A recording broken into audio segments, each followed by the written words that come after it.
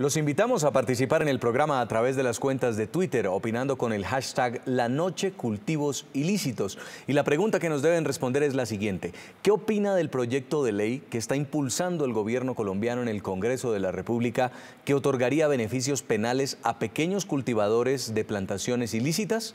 Pues respóndanos, vamos a estar leyendo sus mensajes a lo largo del programa. Quiero saludar a esta hora a nuestros invitados. En Bogotá, Colombia, está con nosotros Juan Carlos Pinzón, exministro de Defensa, exembajador de Colombia en los Estados Unidos. Bienvenido. Jason, mucho gusto, un placer saludarlo, a usted y a todos los televidentes. Muy amable. También está con nosotros desde Cali, Colombia, Luis Fernando Velasco, es senador de la República de Colombia, también expresidente del Congreso. Senador Velasco, un gusto tenerlo.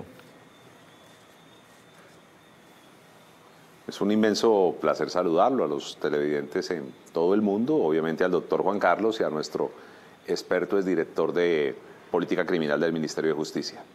Quiero empezar preguntándole al exministro Pinzón, ¿qué opina de esta iniciativa? Beneficios para pequeños cultivadores de coca en Colombia.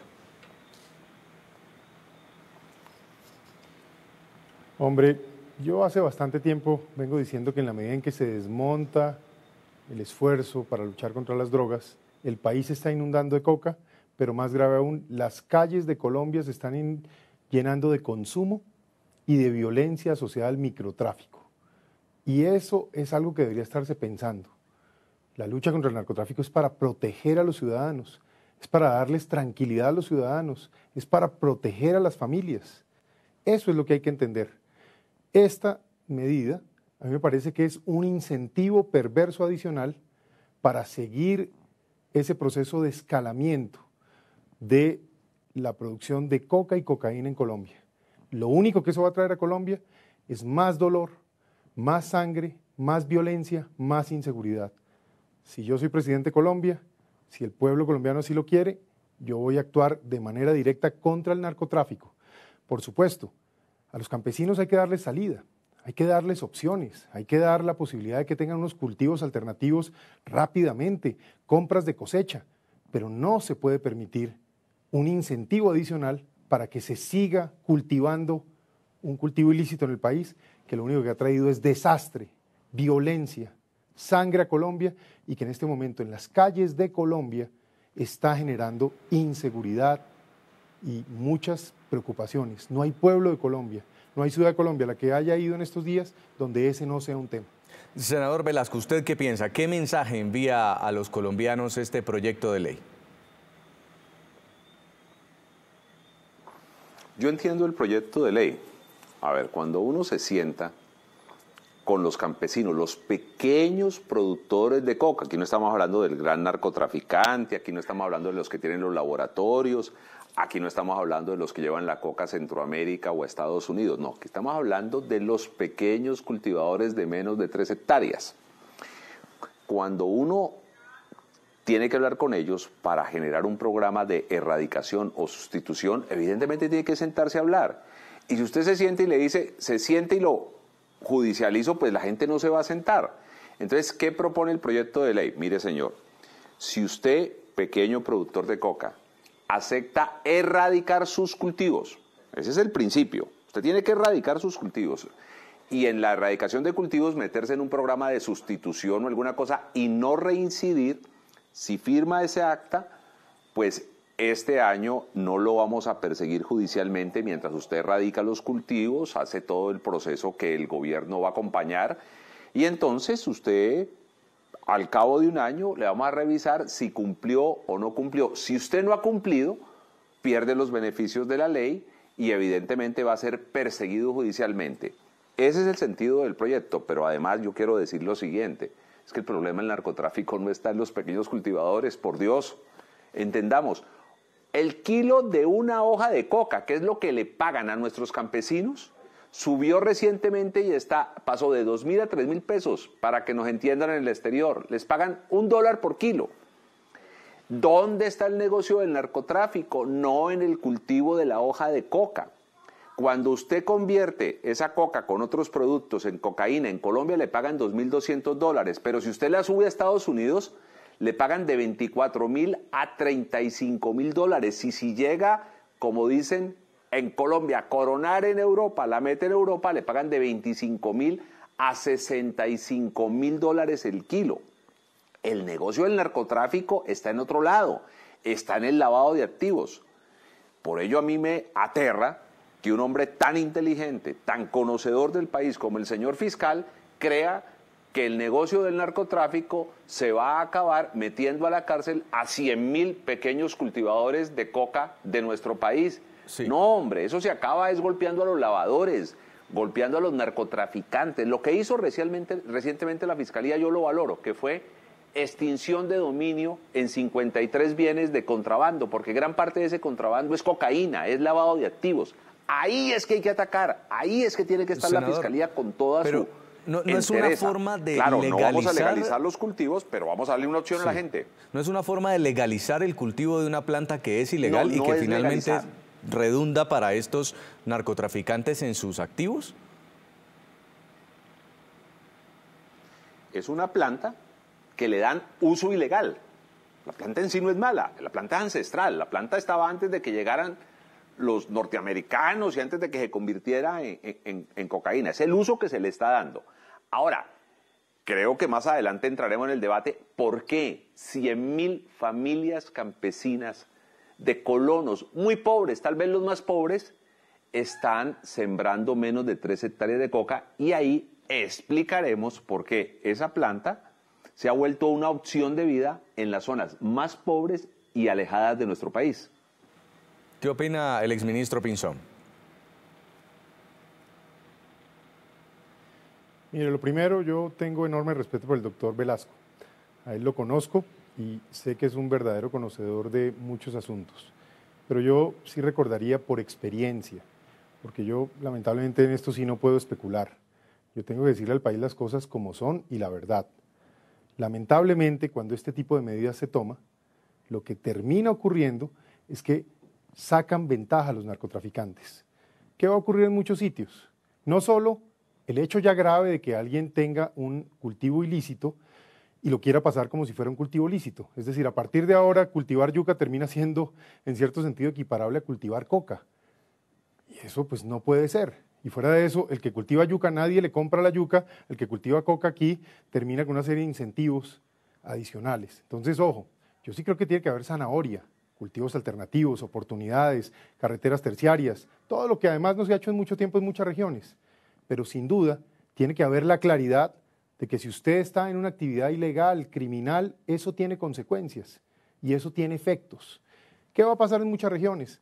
Mire, en el Catatumbo, cuando algunos colegas del doctor Velasco en ese momento, uno en particular, se fueron y dijeron, no, vamos a hacer algo muy sensato, vamos a darle plata a los campesinos para que erradiquen y fuera de eso vamos a suspender la erradicación forzosa de todas las fórmulas posibles. El resultado fue lamentablemente el que le dije al país que iba a ocurrir. El país se llenó de coca, inicialmente en el Catatumbo, luego en otras zonas. Luego paramos la aspersión. ¿Eso qué generó? Pues una explosión de producción de coca que no teníamos acá desde hace 20 años. Y por el otro lado, cuando se da un incentivo perverso adicional como este, muchos cultivadores de coca, es cierto, una cosa es el pequeño campesino, que sin embargo hay que recordarle, está haciendo algo que no es correcto, podría estar en otra actividad, hay que ayudarle para que esté en otra actividad. Muchos de ellos, de los grandes cultivadores, van a empezar un poco a jugar con el tema de quién es la propiedad de esos cultivos. Es que ya sabemos que le toman ventaja al Estado, se burlan de la sociedad colombiana. Y no olvidemos, los que están en riesgo por estos temas hoy son los ciudadanos colombianos que están en los barrios.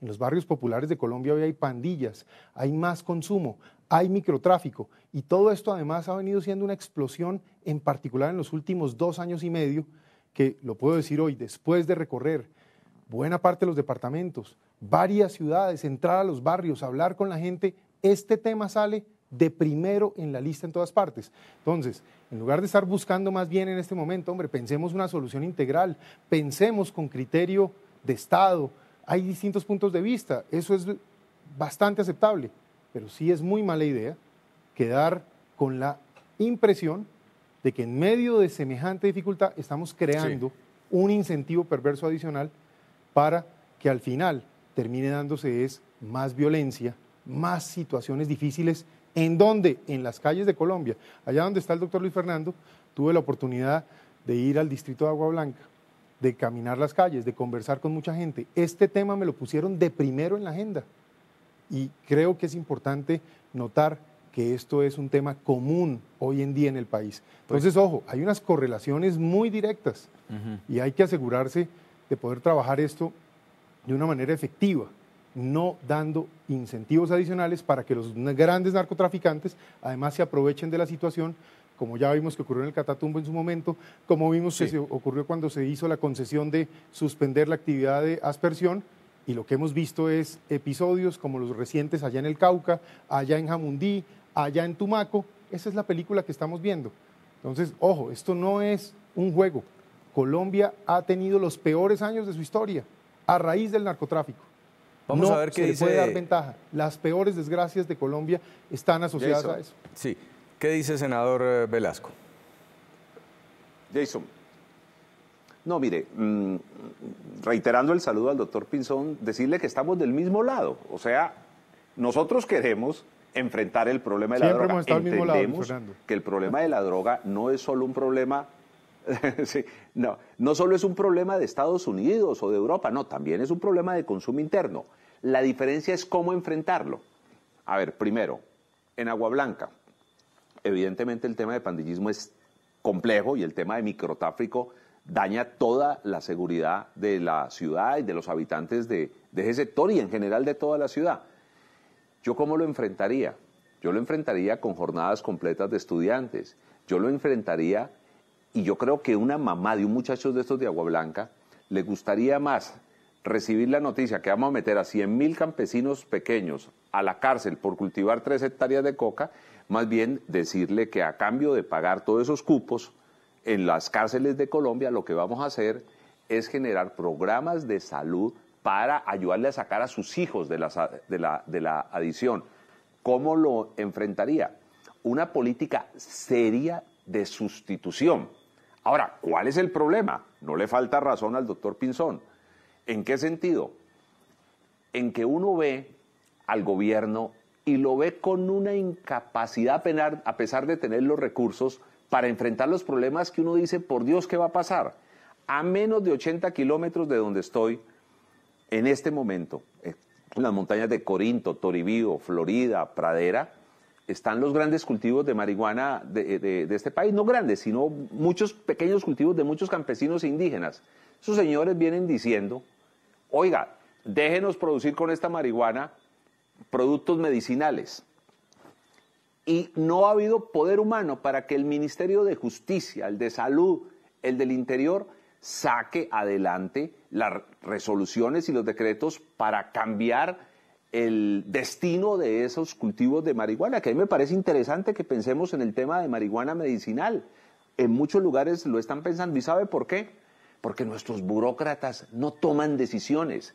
Un ministro en Colombia, para morirse de repente, agoniza 30 años. Son incapaces, les da miedo tomar decisiones, se pegan a unas ideas y entonces no han entendido que el mundo está evolucionando. En California hoy la marihuana es legal, la recreativa y la medicinal, y nosotros tenemos unas posibilidades gigantescas de pasar un sector de la economía que nos afecta como cultivos ilícitos de marihuana a convertirlo en un sector que genere desarrollo, que genere oportunidades para nuestros campesinos, y este gobierno ha sido incapaz. Entonces, ese temor que tiene el doctor Pinzón, yo también lo tengo, pero yo enfocaría de otra manera cómo enfrentar estos problemas. Tras los cuestionamientos del fiscal general Néstor Humberto Martínez a este polémico proyecto de ley que otorgaría beneficios penales a los pequeños cultivadores de plantaciones ilícitas, el presidente Juan Manuel Santos salió en defensa de la iniciativa del gobierno. Según el mandatario, oponerse a la propuesta es negarle la oportunidad a los campesinos de retornar a la vida legal.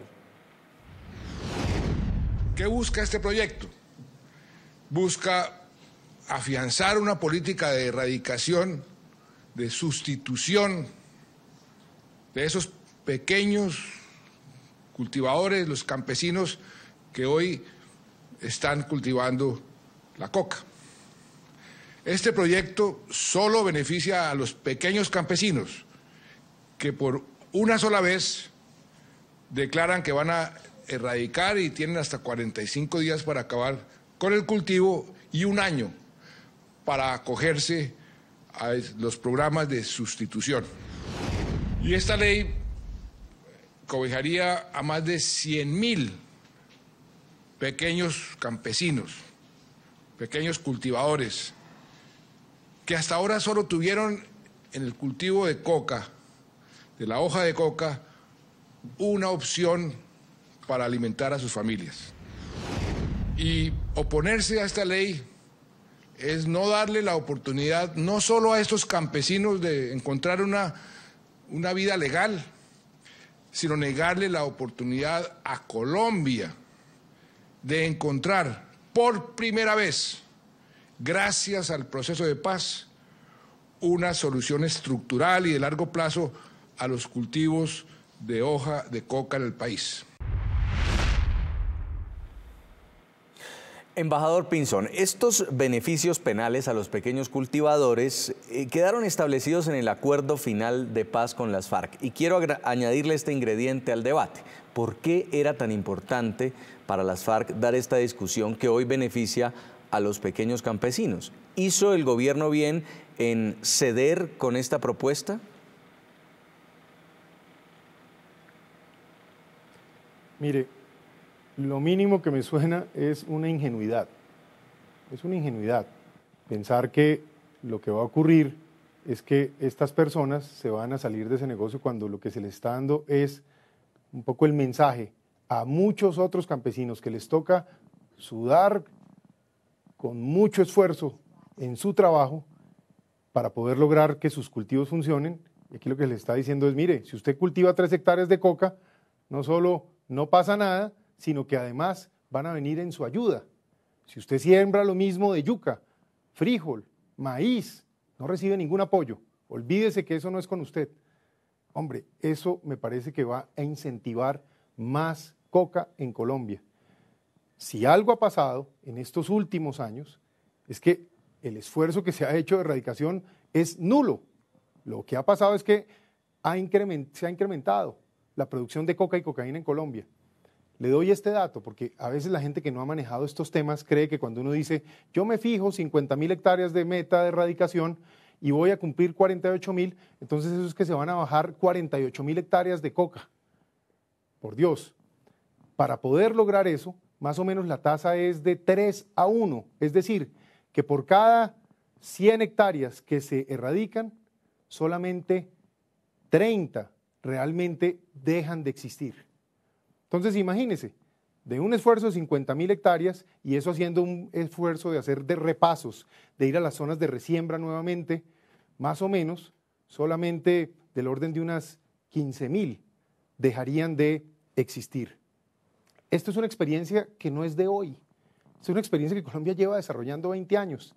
A mí me preocupa mucho que hoy incluso mucho de esta política no la están desarrollando las personas que conocieron del tema, que son expertos. ¿De qué se trataba? Toda esa experiencia de erradicación que tuvo Colombia tenía que ser acompañada ahora de lo que sí hace falta. No es darle incentivos perversos al campesino para que cultive coca, es llevarle las soluciones sociales, es llevarle las alternativas.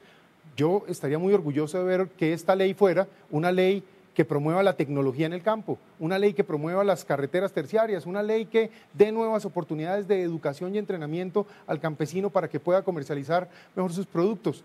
Pero aquí lo que se le está dando es un mecanismo para que se quede con la coca, considere que esté bien y otros que no están se pregunten ¿y por qué yo no estoy en eso?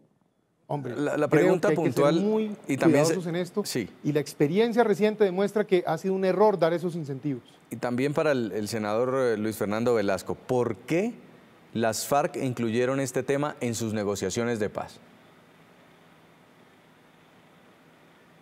No, yo entiendo que es una reivindicación de una gente que de alguna manera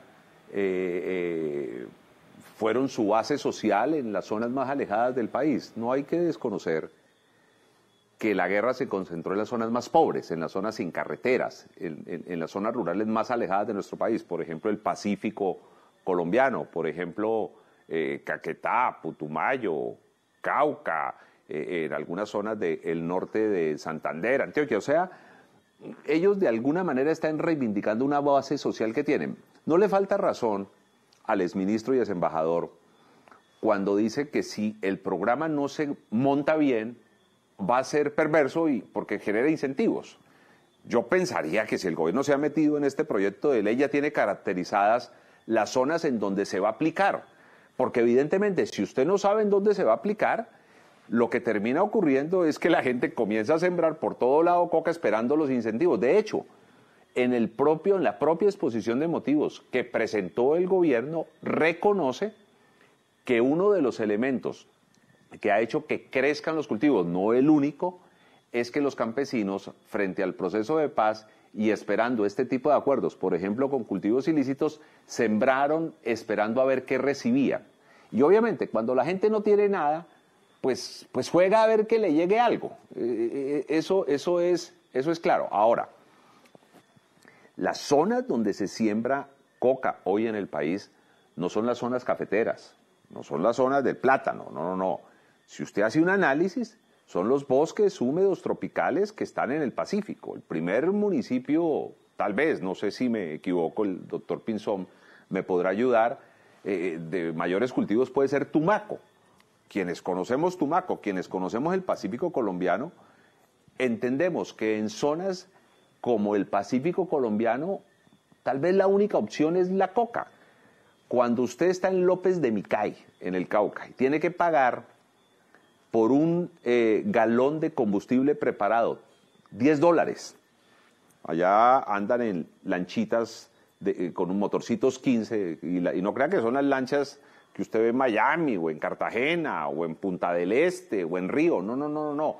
Son unas barquitas de madera con un motorcito, y por cada galón que le vale $10, usted solo avanza, para avanzar 20 kilómetros necesita 5 galones de esos. Pues evidentemente el solo transporte hace que no haya otra opción distinta de una actividad económica que es el pan coger o la coca. ¿Por qué? Porque no tienen carreteras, porque no tienen energía, porque no tienen ninguna posibilidades.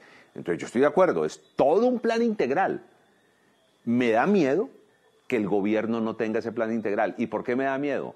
Miren, en el proceso de paz fueron tan inútiles los yupis, los burócratas de Bogotá, que teniendo la plata no fueron capaces de construir ni siquiera los campamentos que habían pactado con la guerrilla. Entonces, a mí sí me da miedo la incapacidad del Estado para aplicar la política. Y en ese llamado de atención me parece interesante y me parece que no hay que desoírlo, el llamado de atención que está haciendo el señor exministro. Bueno, vamos a hacer una pausa comercial breve, ya continuamos con el debate con el exministro de Defensa, exembajador de Colombia, precandidato presidencial Juan Carlos Pinzón, y también con el senador de Colombia, Luis Fernando Velasco, también expresidente del Congreso. En segundos regresamos en el programa La Noche.